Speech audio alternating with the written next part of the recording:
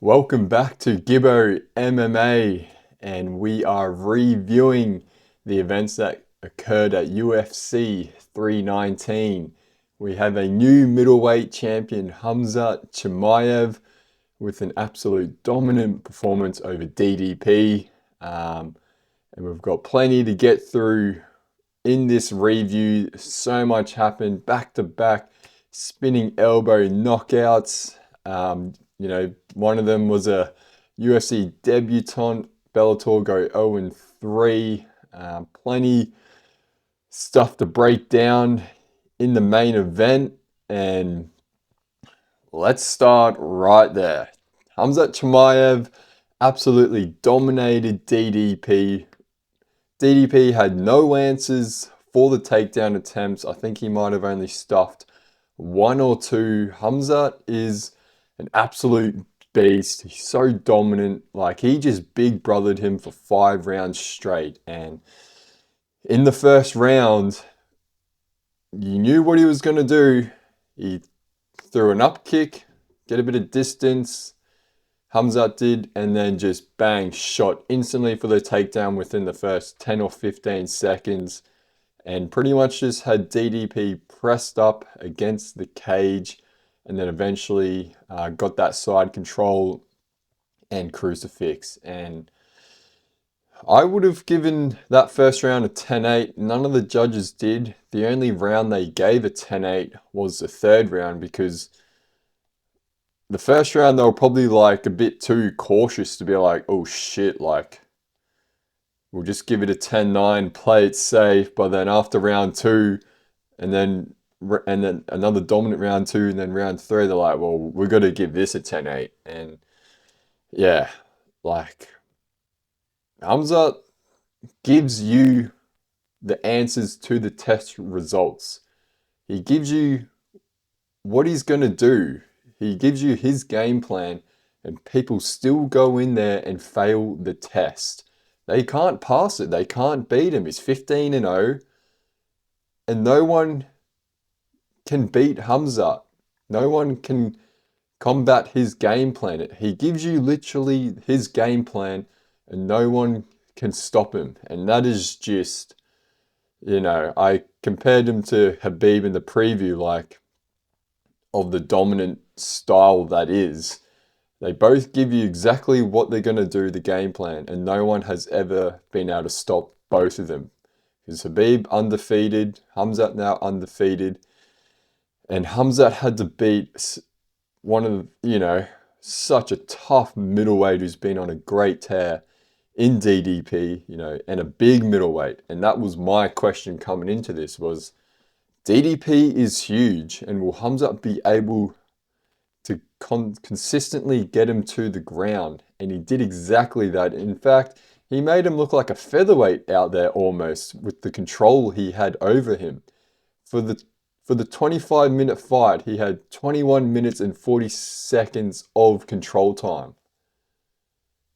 So what does that tell you? That just tells you how good, how great, how insanely dominant Khamzat Chimaev is in the grappling.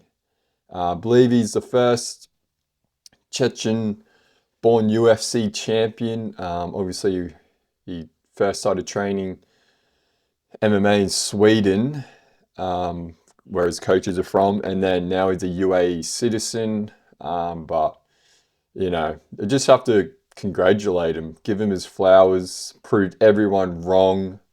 Everyone was saying he doesn't have the gas tank. He doesn't have it in him to go the distance. And if it makes it into those later rounds, he won't have any answers. And that's when DDP will come in and take over. So, proved me wrong, proved a lot of, experts and other pundits and people in the space talking about this fight wrong. And yeah, and when you're wrong, you got to own up to it and take your licks. And because when you are right, people are fair. When things go your way, you always, and right about things, people are more inclined to just focus on, oh, but I was right about this. But I'm very much, when I'm wrong, especially when you have an opinion, you got to yeah, take your L's in your predictions, and yeah, I wasn't the only one, but yeah, I'm very much was like DDP was an underdog, 3-1 underdog, but you know, a lot of people were split on this fight still and who would win, and I said I wouldn't be surprised if Khamzat would win if he got him out of there in the first round, but I was very surprised that he did 5 rounds of absolute grizzly bear mauling on a big middleweight in DDP. Very surprised, very shocked. People are calling it a boring fight.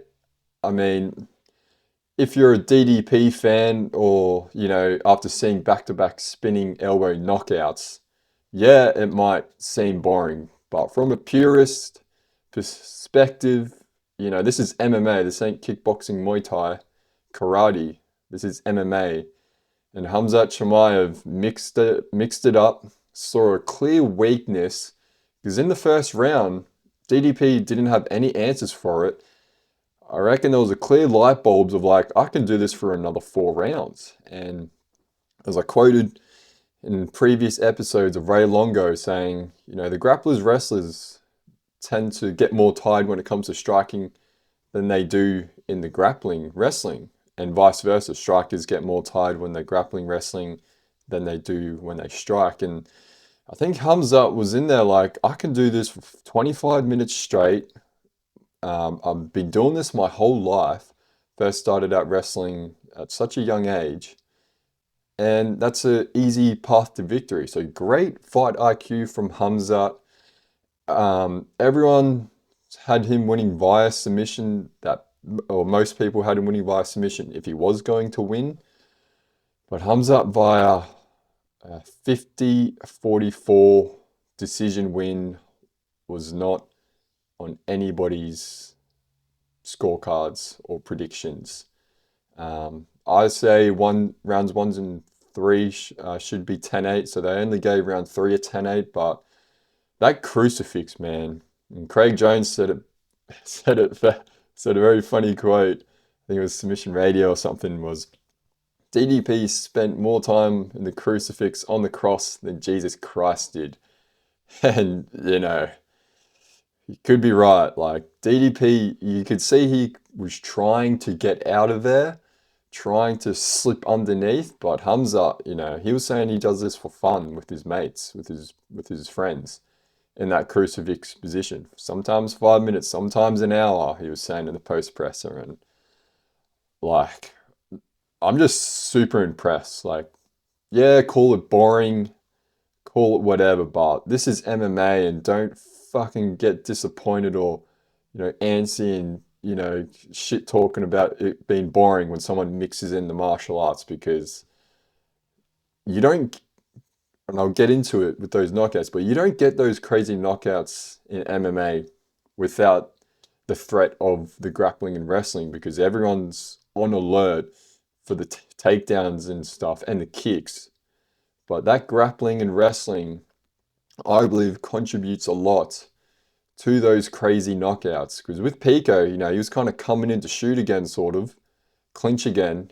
And without that element in the MMA fights, you don't get those opportunities to spinning elbow someone.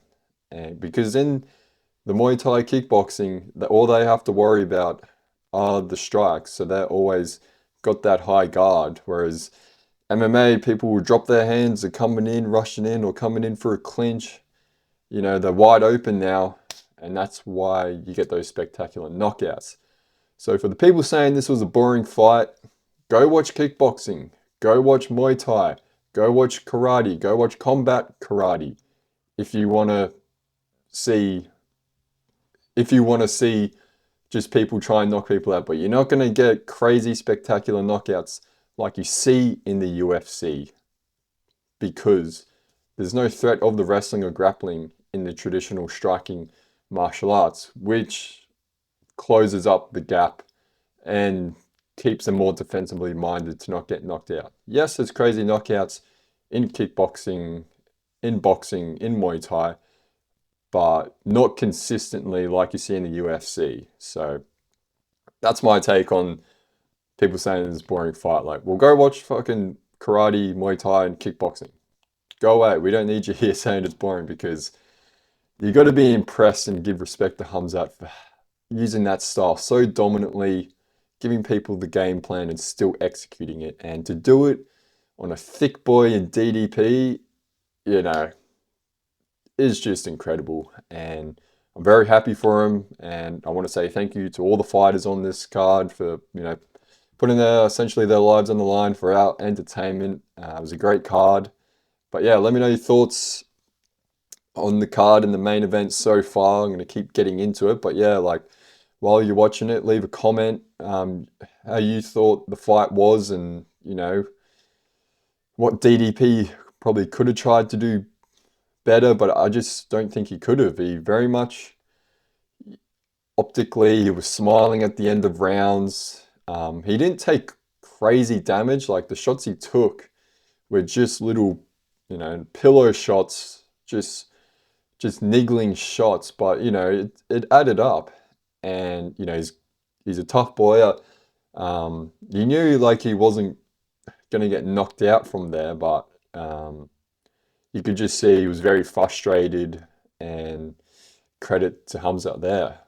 But yeah, just looking at some other stuff, Khamzat introduced a very prominent and well experienced strength and conditioning coach in the MMA space. He trained TJ Dillashaw. That was Sam Calavita. They say he's a bit unorthodox with the strength and conditioning. So Khamzat had him in this camp for this fight, and yeah, you could say that played a great part in his cardio being a lot better, getting one of the best strength and conditioning coaches in the world implemented into his camp. So, and you got to see that. Yeah, round 5. There was a few separations by Mark Goddard, the referee, which I found was a bit, inviting DDP back into the fight because Khamzat was still doing damage. And they always say like, oh, if you're not progressing to finish the fight, they will take away your position. But it's just, as I was saying in the previews and the breakdowns of this fight, it's an unstoppable force versus an immovable object. And we got that because DDP spent a lot of time, sort of in that kneeling position, pressed against the cage. And then with it was like that immovable object. And then you got that unstoppable force in Khamzat clashing with that. So you got a lot of, not stalemate-ish positions, but like Khamzat couldn't really progress further because eventually that immovable object couldn't be moved anymore. And he didn't want to risk his position. He was very smart. People don't give him credit for using his fight IQ and acknowledging like, if I start going for submissions, then I'm going to give him openings to escape. So he pretty much just, DDP said he was like a blanket on me. And for DDP, he's a big middleweight, to say Khamzat felt like a blanket just shows you how dominant, I'm going to be using that word a lot, dominant Khamzat's grappling is, and how athletic he is, and just using his body mechanics so well. Like, yeah, that's I honestly wouldn't be able to understand the level of grappling and the wrestling you would have to be able to feel like a blanket on a guy like DDP. And they said that about Habib as well. Like he just knew where to put his body. He always knew the next step, and always knew if you go there, I'm going there. If you zig here, I'm zagging there, and knew where to place his body. That's some next level physics shit, to be able to know where to place your body. That doesn't require equations. That just, requires repetitions in doing it, not calculating it on a piece of paper on a spreadsheet. So yeah, like that's just huge, high level, and deserves a lot of respect to Khamzat to be able to do that to a guy like DDP. Yeah, Khamzat, he's shown a lot of signs of maturity over the past 12 months, I'd say, going into the Whitaker fight. Calm, collective, not much real trash talk, crazy shit. And then again in this fight, yeah, no much real trash talk. Very calm. He was talking from the throat when he would talk. He would, talk like this. This belt's never going back to Africa ever again. You will never see this belt. Just talking from the throat and sort of whispering. He was just super calm and, I felt like he's really matured. Made his debut in 2020, so now it's been a 5-year journey in the UFC to now become the undisputed champ. And he took, there was a period there where he had a few years off or something because of, COVID and the health issues. And yeah, like I think he's 9-0 in the UFC. I'm just gonna have a look. So it took him 9 fights to get that belt. And he came flying out of the gates in the UFC, and then he had those setbacks. But yeah, 9-0 in the UFC. He moves to 15-0 overall, and he didn't take the easy road. He fought the best guys, um, Robert Whitaker, Kamaru Usman. Yeah, he fought some guys in the welterweight division on his rise to the middleweight belt, but no, keep saying, like I said before with Robert Whitaker, pretty much every guy that beats Robert Whitaker eventually gets a title shot. So it's pretty much a staple. If you beat Robert Whitaker, you get a title shot. And we won't get onto what's next yet. Still go into this fight. Let's look into some stats. Total strikes from Khamzat, 567. And of that, 529 landed. So 93% of his shots landed. And they're counting only 37 were significant strikes out of 47 of those shots.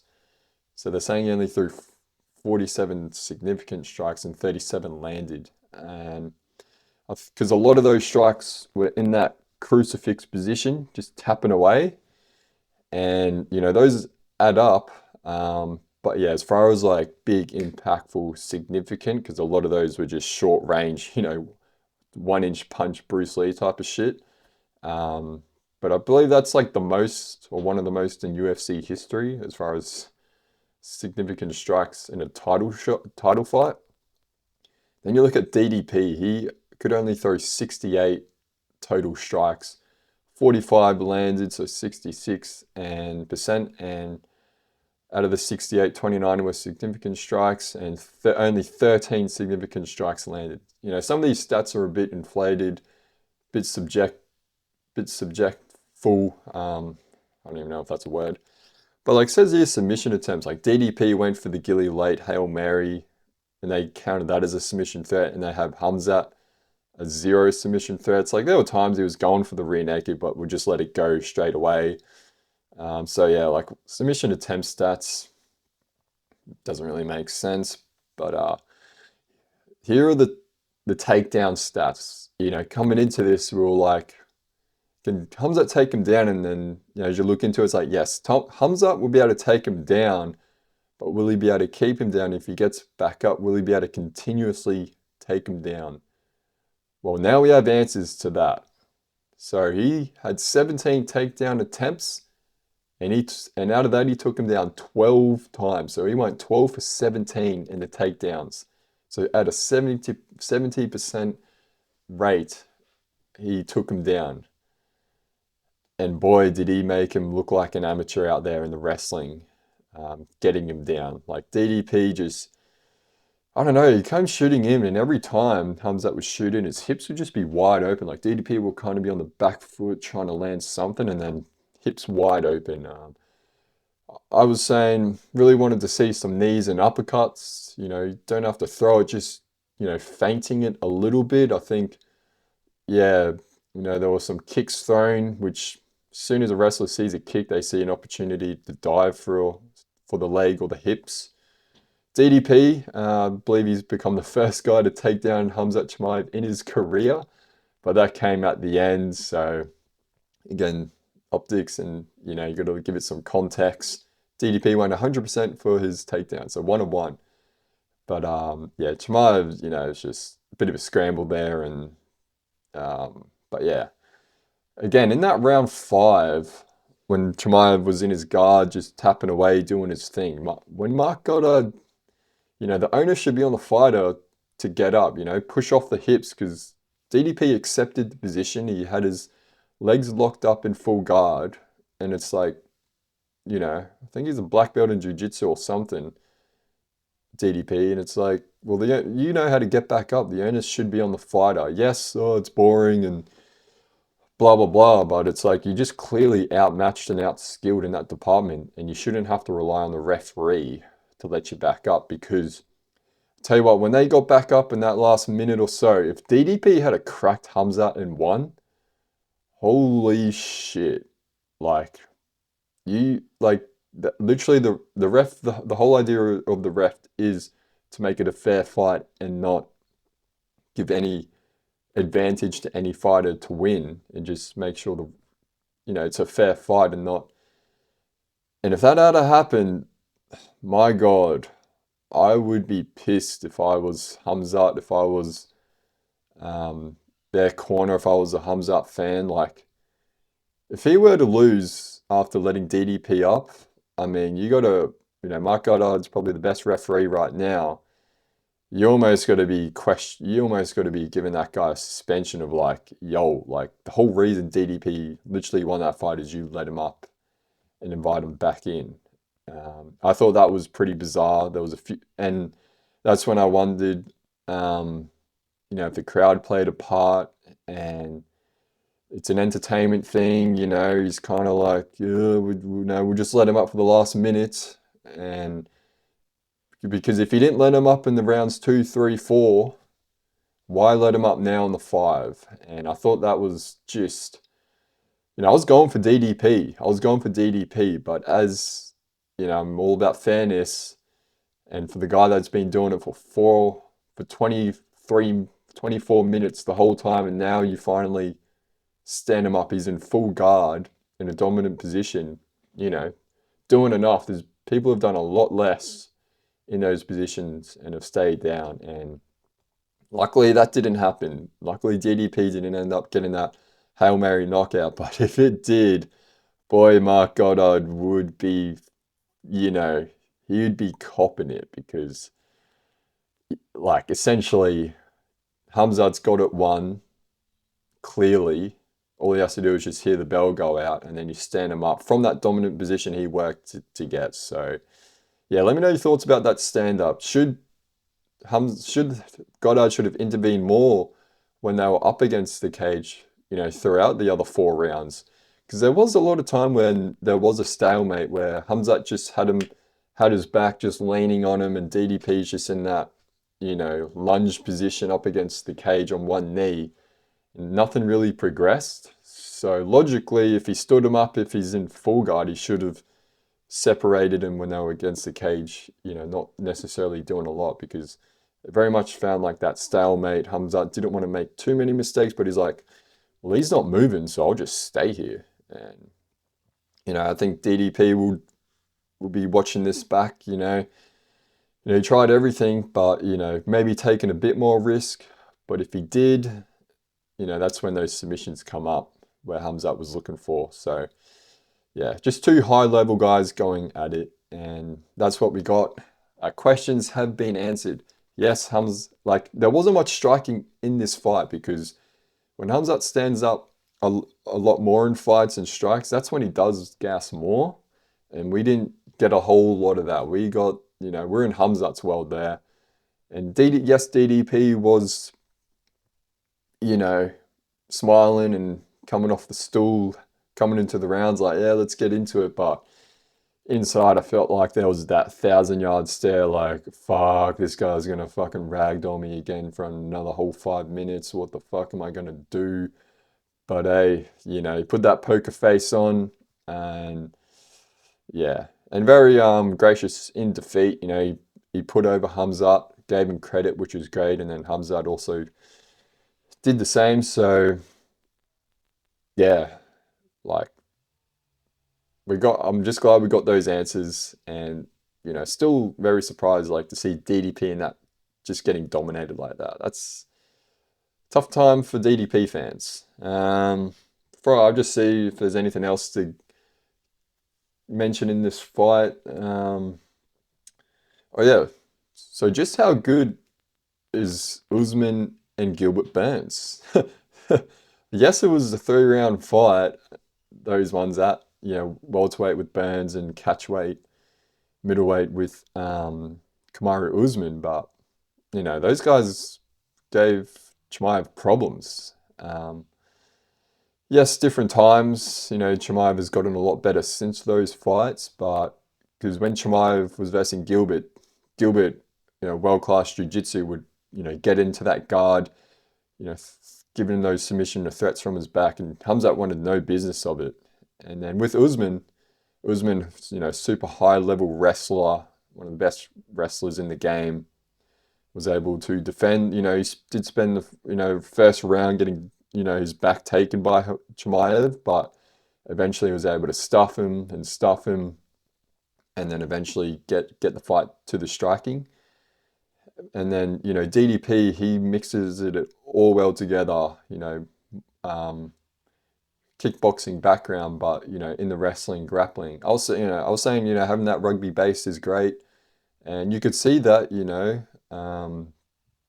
just with dealing with that physicality and trying to explode and whatnot, but you didn't give him any threats on the ground, and Khamzat just passed his guard so easy into that crucifix position. So yeah, those Burns and Usman would be feeling pretty good about their losses right now. And so yeah, what's next for Khamzat and what's next now for these guys? Khamzat is throwing up the option of fighting in Abu Dhabi, which I believe is in October, in 9 weeks or so, on the Tom Aspinall card, with a turnaround. So we shall see who would fight him there. Well, you got Kai Baralho fighting Imavov in Paris in a couple of weeks. But then, that's a pretty short turnaround for the winner of that.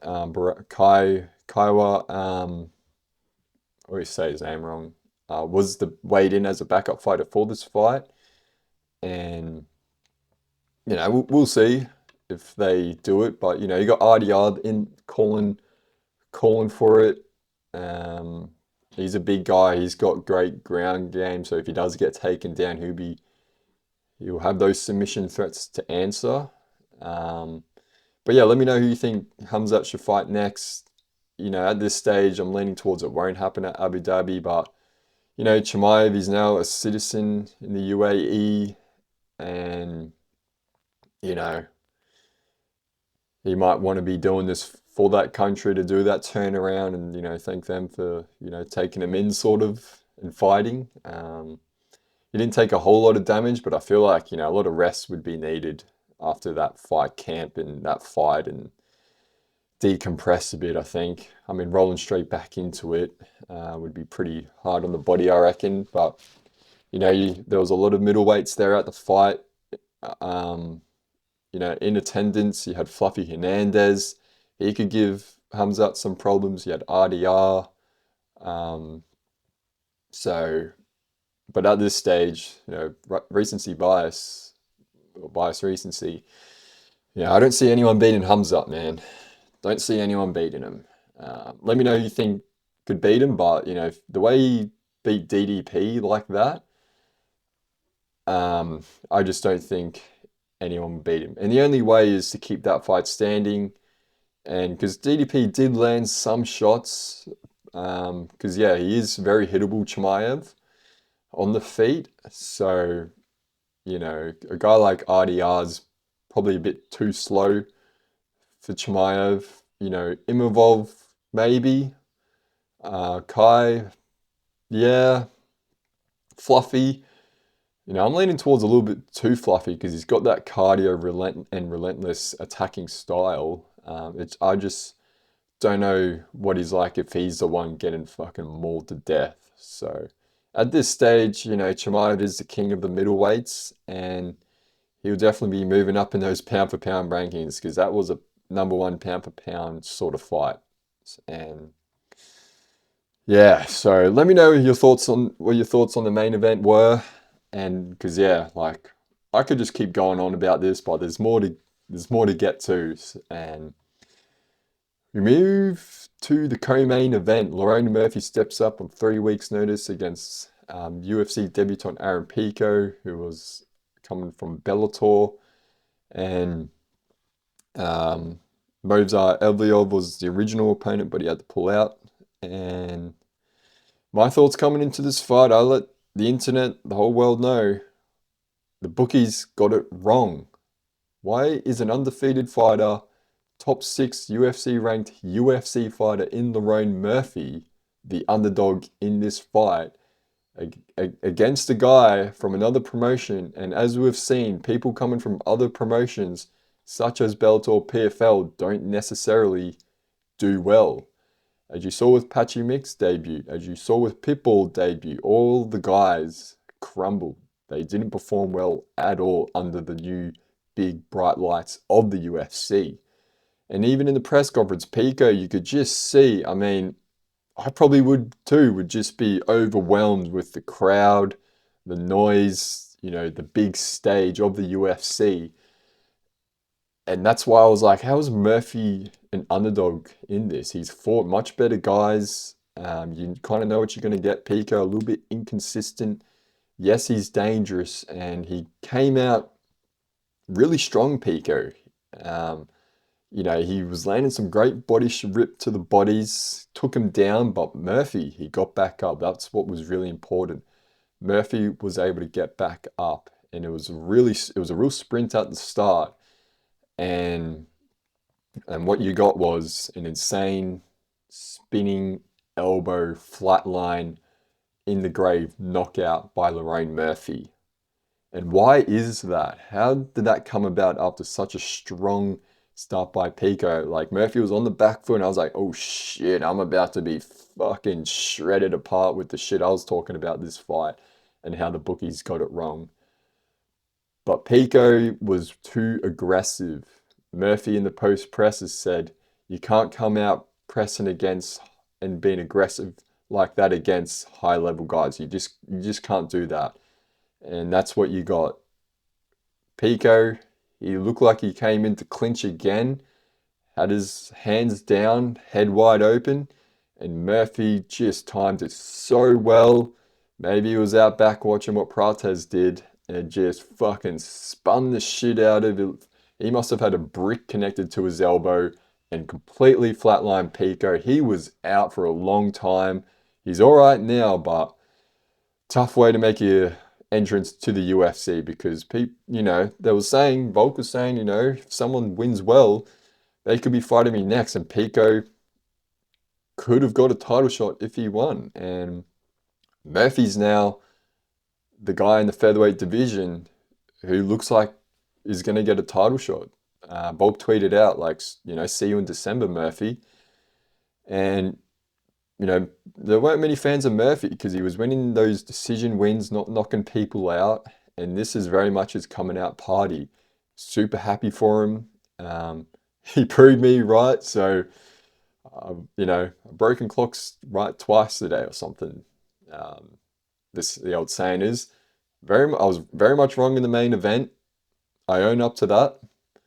And let's get into what I was right about. I thought I was wrong at the start. I was like, oh shit, I'm so off here with Pico the way he came out. But Murphy, just holy shit shock moment. And like I was saying, you don't get that in MMA without the wrestling grappling because I feel like it sets it up a bit. Like that knockout wouldn't have happened if Pico was coming in to try and clinch or grapple or wrestle with Murphy.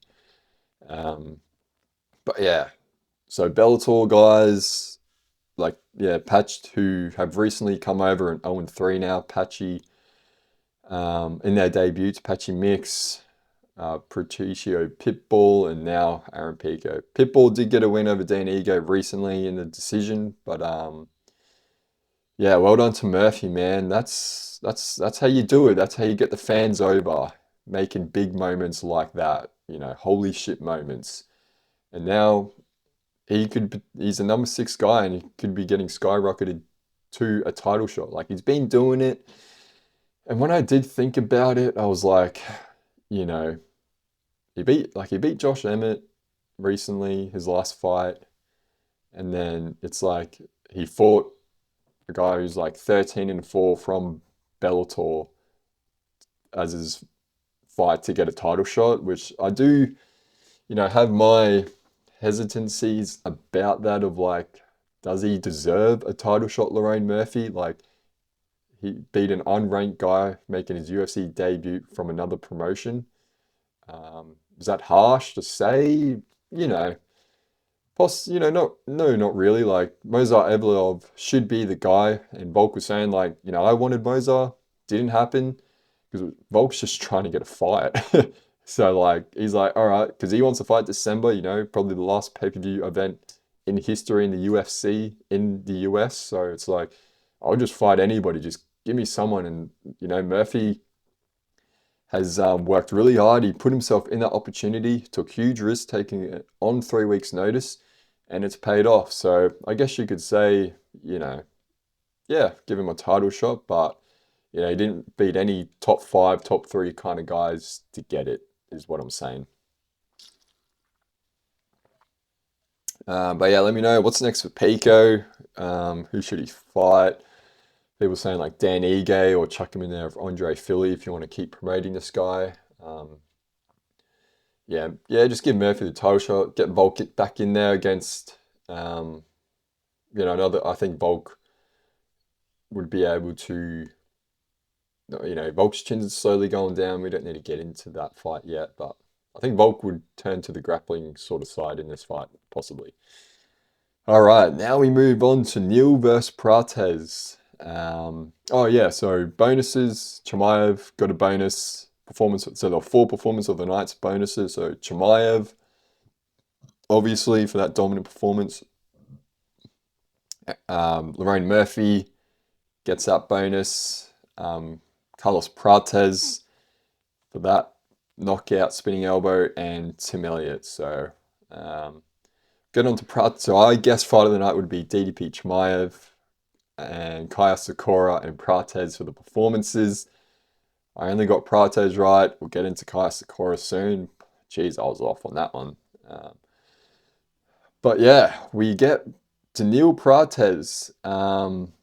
This was the first spinning elbow knockout of the night, and coming into this, there was only 8 spinning elbow knockouts in UFC history coming up to this. So for there to be 2 spinning elbow knockouts on the same card, let alone back to back, is just insane. So we were very much treated to history tonight.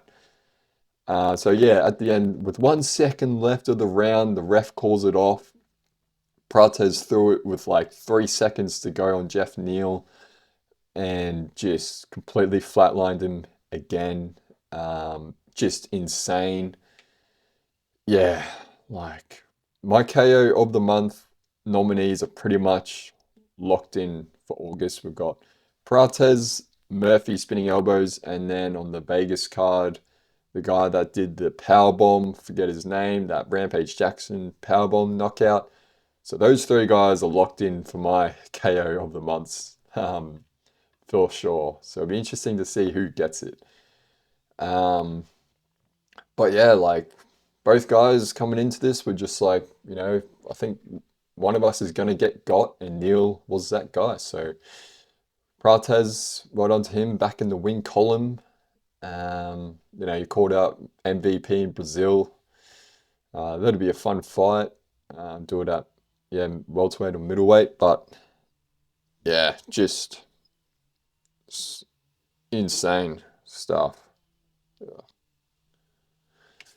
By Prates, yeah, crazy stuff to have, Prates do it. Like, oh shit, that was hectic. And then for Murphy to come out and do the same thing was, falling off your chest type of stuff. Just crazy stuff for this main card. Like, I was super excited for this main card, and it definitely delivered. And Cannonier versus MVP. Yeah, this, the way MVP fights, and coming into this, I was, decision victory for MVP, pretty easy prediction to make. Yeah, I like MVP, I like his style, but it also can be a bit like one punch here and there sort of stuff. Very just he's a point fighter. But and it does.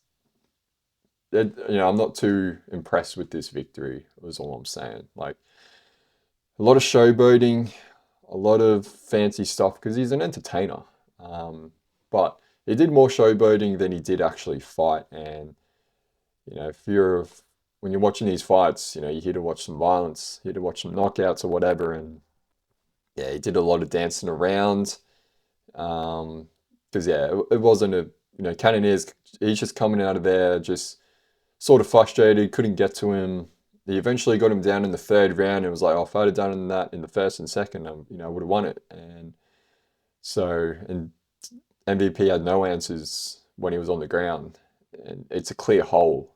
And you saw that with Ian Gary when he beat him. Yeah, just a lot of, he dropped Cannonier a bit, but it was mainly just off balance. He would just kind of catch him off balance, hit him. Wasn't necessarily starched, but he did drop him a couple of times. But MVP's becoming a real contender at middleweight now.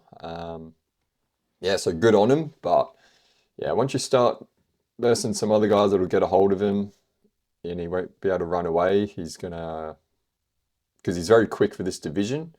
But as you saw with Cannonier, it's a clear path to victory to beat him with Cannonier in that third round. Just held him down. Because MVP, it's a bit hit and miss with him because he does the showboating. It's a bit of smoke and mirrors about it. Like, oh, I'm acting all cool, but it's like, bro, you're not even fighting. So yeah, because I'm a fan of MVP. I really like the guy. Super cool guy. But yeah, in the cage, it's not translating to that. To what fans want to see, essentially, is what I'm saying. Let me know your thoughts on that. But yeah, we move to the first fight of the main card. They kick off with veteran Tim Elliott and Kai Asakura. My prediction was Asakura via knockout. I thought he was going to get a performance of the night bonus. And Tim Elliott, like he had moments where he was catching Tim Elliott, but Elliott gets a round 2 guillotine submission win. If you don't know, and you're going to know now if you don't, my thoughts on guillotines, you should only be jumping them in round 1 while you're dry. Because once it gets into round 2 and on, you're all sweaty and they don't work. And if you're getting submitted via guillotine in round 2 onwards, you need to go back to the drawing board. You need to be questioning your jiu-jitsu, your grappling, your skill in this game, in MMA. Like if you're getting guillotined in the US at the UFC level, where it's easy to rap on, but it's easy to escape. And when you're slippery, it's very easy to slip out of. And Asakura getting guillotined in round 2. Hats off to Tim Elliott. Like a clear weakness of Kai Asakura. And he got it. So well done to him. Easy win, easy dubs. But getting guillotine in round 2, Kai Asakura, man, he's had a tough start to his UFC career. He got thrown into a title shot. He's from Japan Rising Promotion.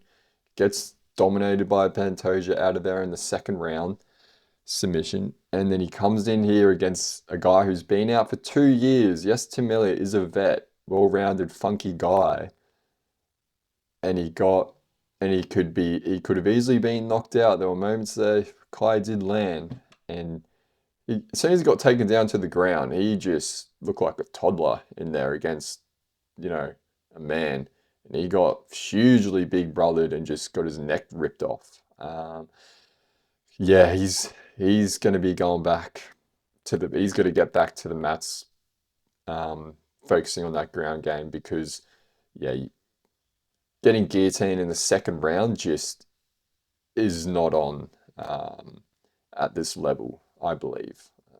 Yeah, like you don't see Americanos, guillotine and Americanos are like the novice stuff. That's the first thing you learn, submissions you learn on the mats in jiu-jitsu are those easy ones because they're easy to find, but they're easy to escape and defend. They're more just like, give you the quick threat to kind of advance to another position. But as far as getting them at this level, yeah, like if you get them at this level, like we've just seen, a clear weakness and skill gap. And yeah, Kai Sakura, great guy, but yeah, man, got to get back to the mats and learning that because he wasn't rocked, he wasn't hurt, he just, yeah, clearly lacking that department. To look at this objectively, don't want to. I'm not hating on him. I'm just clear objectively a flaw there that he needs to work on because I thought he was going to win this fight. Well done to Tim Elliott too. Just shows you like he fought for a title against Demetrius Johnson. Like he's a well-skilled guy. I wasn't sure which Tim Elliott we were going to see, but we got vintage Tim Elliott. So well done to him. He gets 50K bonus. And I'd like to see him back in there in the cage winning. But yeah, that's the main card. I was almost thinking about doing just a separate video on DDP Chimaev, the review of it. Let me know if you want to see that, because yeah, there's a lot more to get into. But yeah, the main card, I was very excited for this. I'll quickly go through the prelims. Wasn't real keen on the prelims. Michael Olivzajcek finishes Jeremy Mearshart. Mearshart looked like he was in slow motion. Great stoppage by the ref. I think it was Herdine. Lupi Gudenez versus Andrade. Fun fight. Andrade, she's always fun because she just goes out there hell for leather. She's been around for ages. Couldn't get the win though. Lupi via decision. Alex Hernandez gets that late round one knockout over Chase Hooper. Hooper just came storming in with 10 seconds to go and just got counter cracked by Hernandez. And, Hernandez was a big prospect coming into the UFC, a lot of hype around him, and then got, not necessarily, but he got fraud checked by Cowboy Cerrone. And in the post-fight presser, he was honest about, his early career. He was saying, like, I had big balls with an average sized dick. So I think he had to really pull back and, be more level-headed and not be too crazy and be more mature. And I think we're going to start to see that now with Hernandez. Because, yeah, he was coming into this lightweight division super hyped up, and he's just gone on he's 9-7 in the UFC. We thought he was going to be a lot better. He's on a 3-fight win streak now, but, he came into the UFC, beat Beneil Dariush, beat Oliver Mercier, and then gets head kick punches, one of the craziest sequences of strikes. There's a lot of edits on the Cerrone strikes he did on Hernandez. Go and watch it, and then just, he gets knocked out. And then, he's just been win, loss, win, loss, loss, win, win, loss, loss over his career. But now he's on a 3-fight win streak. He's got 2 wins this year. So, yeah, I'm looking forward to seeing how Hernandez, if he can make a good run into the rankings in the lightweight division. Let me move down to... Oh, sorry, I missed the first one. So we had that guy in Khamzat's camp fight on Dana White Contender Series and then fought on 4 days' notice, essentially. The guy that no one can pronounce his name, Suzakayev, submits Eric Nolan. And so, on the prelims, so he moves to 10-0. But, on 4 days' notice, super impressive by Suzakayev. And... Drakkar closed, decision win over Edson Barboza. A bit of back and forth fight. Barboza just went to more the grappling this fight because, he was getting pieced up. He's still in tremendous shape, but yeah, it's just a lot of fight mileage. So yeah, tough to see these guys, not in their prime, still fighting. Because like when you think of Barboza, those crazy kicks, and now to see them, fighting unranked guys and losing, it's you want to remember for them in their prime. Um, I didn't even watch this fight. Karine Silva, Dion Barboza. I heard it was a controversial decision, but yeah, another women's fight going to the decision. So, and then we got the Ultimate Fighter winner, Joseph Morales, submits triangle choke over Idris. So he is the Ultimate Fighter winner. But that's UFC 319 in the books. And just some other things to note on. I went and watched this down at the local spot I go to, local tavern, and we pull up because we have a nice upstairs. They got a nice like cinematic room on the big screen, and we're like, all right, because I just go there for the pay-per-views. Pull up, and they got the fucking balloon conference on. The whole joint's booked out up top where everyone goes to watch the UFC pay-per-views. I was just like, what? So we had a fucking balloon conference up there. So we had to go downstairs in the general sort of area, which was fine. Plenty of TVs around, but with that comes live music. Not his fault, the guy that's booked there to play guitar. So we're watching the main card, listening to this live music. It wasn't, going full blast heavy metal. It was just, chill acoustic guitar. And it was just like, fucking hell. So I didn't hear much of the commentary, or the crowd and what the vibe was like. But I did go up and ask people, a lot of people were like, just for the main event, can we just fucking shut it all off and just blare up the UFC noise? And we got that. For the main event, we got all that shit.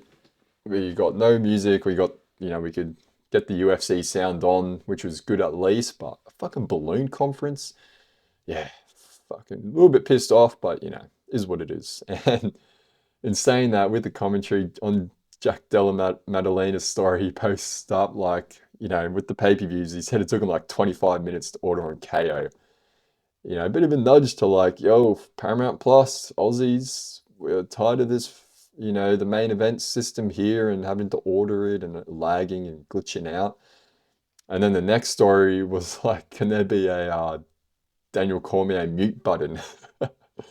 Which is, just a funny poke at DC because he's generally with Aussie fighters, he kind of shits on us a bit with the Aussie fighters. And he was doing that to JDM a little bit in the Bilal fight, giving Bilal sort of pointers or whatever. Quillen Sow killed his fight, giving the opposing guy some pointers,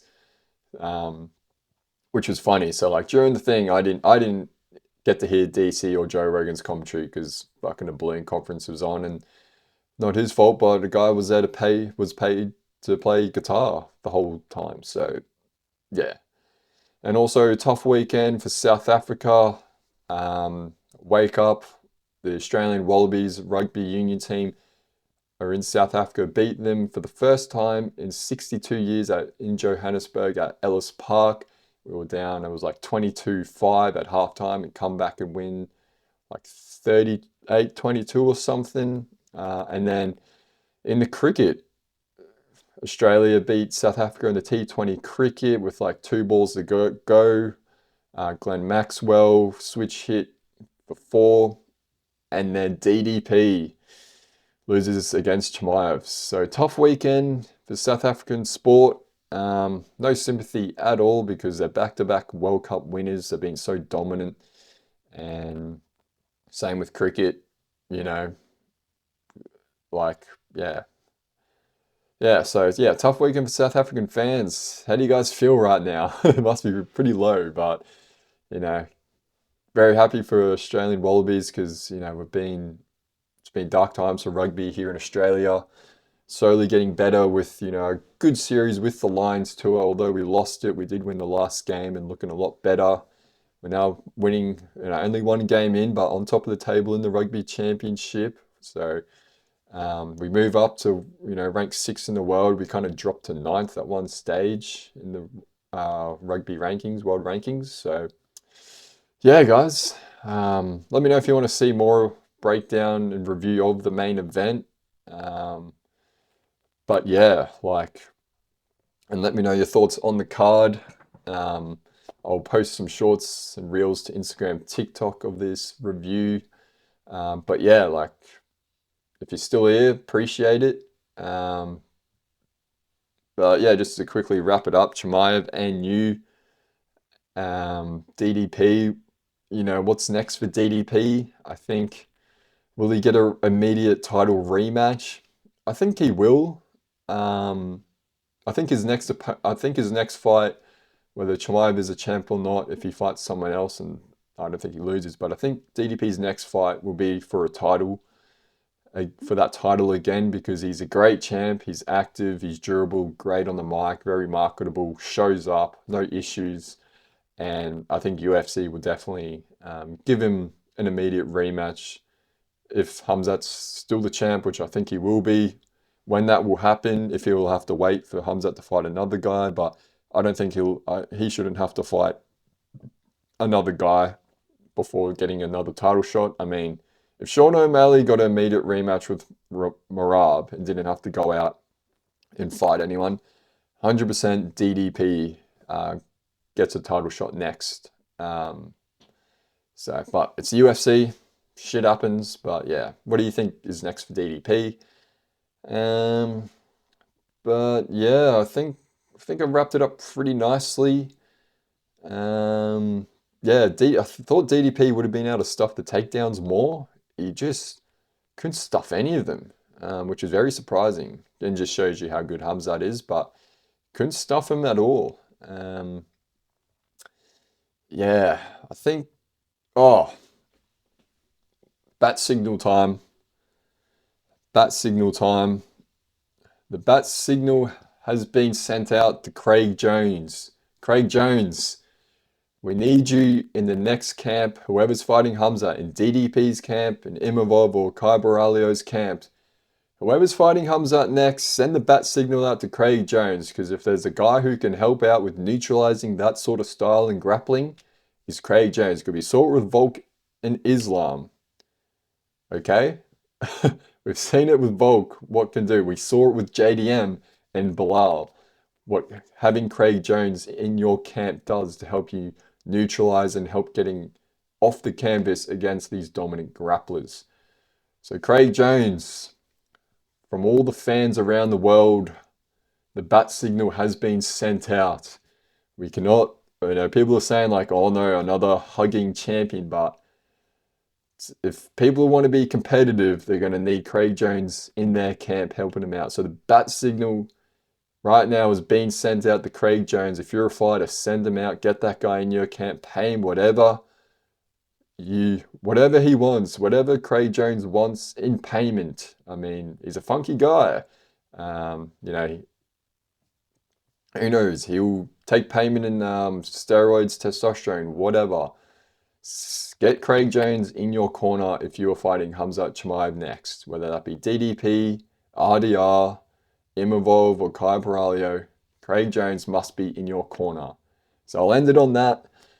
Cheers, guys. Be sure to comment, subscribe, helps a lot. Let me know your thoughts on this event. Huge event, numbers-wise. Big. I hear it did well in the pay-per-views. Sold out, highest grossing gate in Chicago United Center. So yeah, we move on to UFC Shanghai. It's going to be on Saturday night Australian time, which is once or twice a year we get that, which will be cool. And yeah, I'll see you guys in the next preview. Cheers, guys. Catch you later.